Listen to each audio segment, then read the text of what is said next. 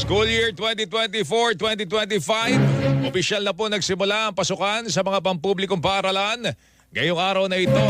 Ngunit nasa 842 paaralan sa 5 rehiyon ang hindi ho makapagbubukas ng klase kasunod po ng malawakang pagbaha.